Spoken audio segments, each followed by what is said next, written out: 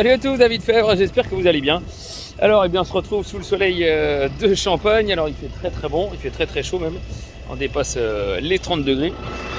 Et eh bien, on a ressorti les charrues. Alors, toutes petites charrues mécaniques. Alors, j'ai posté quelques petites stories de ce que je faisais. Et effectivement, j'ai beaucoup de commentaires sur ce passage d'Intercept. On va aller voir le matériel juste après. J'ai beaucoup de questions sur les gens qui sur les VT surtout, qui me disent il est trop tard pour faire de la charrue, t'as pas peur que tu fasses de la pourriture, que tu relargues de l'azote, puisque effectivement quand on fait un petit peu de charrue, il y a une minéralisation. Tout simplement, c'est que l'azote, il est absorbé par la plante, et comme là la plante en ce moment son travail c'est plus de pousser, mais en tout cas c'est de faire fonctionner pour alimenter les raisins et surtout amener du sucre. Si on relargue de l'azote, si on minéralise de l'azote, l'azote peut aller vers les raisins tout simplement. Sauf qu'on va y venir après, je vais vous expliquer pourquoi je fais ça. Donc à commencer par le matériel, déjà c'est tout simple. On a ici une petite dent qui va permettre au pivot de l'Intercept d'avoir un peu plus de facilité tout simplement. Et puis ici on a juste l'Intercept mécanique, voilà, donc rien de plus. Ensuite il y a les petites bavettes derrière qui permettent qu'il n'y ait pas de butte de terre tout simplement au milieu. Donc voilà, matériel très très simple pour faire le minimum. Et ce minimum, on va aller le voir. Alors on va voir ici un rang qui n'est pas fait. Voilà, donc on va même s'approcher un petit peu.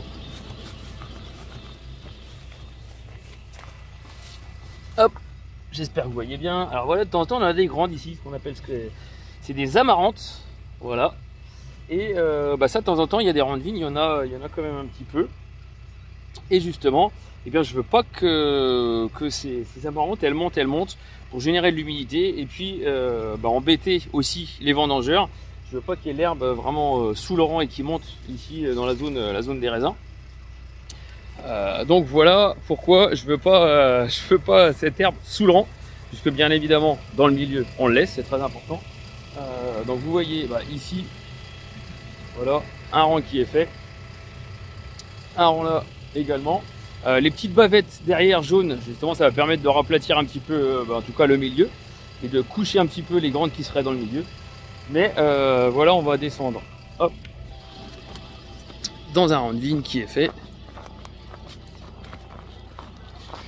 Voilà, donc l'idée c'était d'aller un petit peu plus près des pieds, ne pas beaucoup bouger de terre. Voilà, si on prend on va dire un mètre, voilà, il y a peut-être 2 cm qui est travaillé. Voilà, c'est pas grand chose.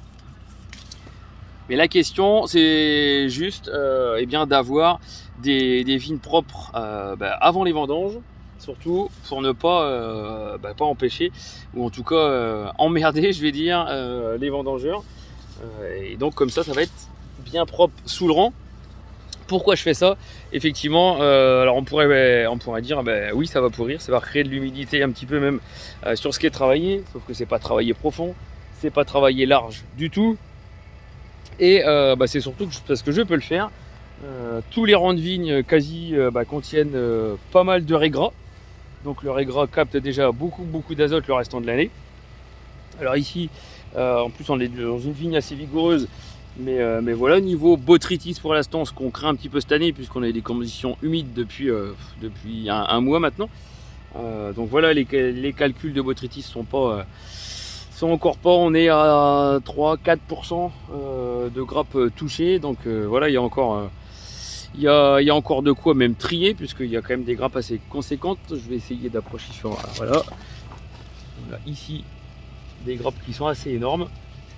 Donc pour l'instant, je vais dire tout va bien, et on aura de quoi trier, même s'il y a quelques grappes, s'il y a 5% de pourri, même un petit peu plus, on aura largement de quoi trier. Donc je vous le disais, j'ai quasi du raie gras partout, donc ça capte pas mal l'azote. On ne met plus d'engrais, on est passé sur des amendements, donc il n'y a pas d'effet coup de fouet lié aux engrais qu'on aurait pu mettre cette année. Ensuite on accentue beaucoup sur le palissage.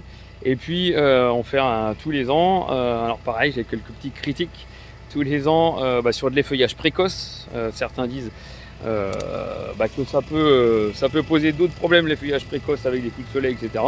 Et bien là c'est pas du tout le cas, puisque quand on dégage effectivement La zone de grappe, et ben, ça permet d'avoir une aération vraiment déjà tous les matins et puis d'une aération constante. Donc voilà, je me permets de faire ce petit travail du sol, rendre les vignes vraiment propres. Parce qu'en amont, on a déjà fait les choses, je dirais, concernant l'azote, qui est effectivement très critique vis-à-vis du botrytis, vis-à-vis de la pourriture.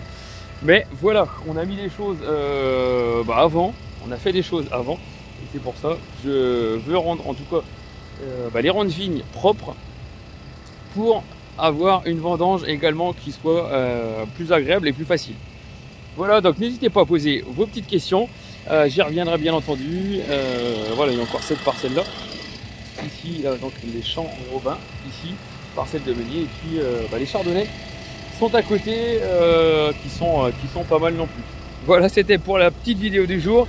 N'hésitez pas si vous avez des petites choses en commentaire. J'y répondrai bien volontiers. Allez, ciao, salut!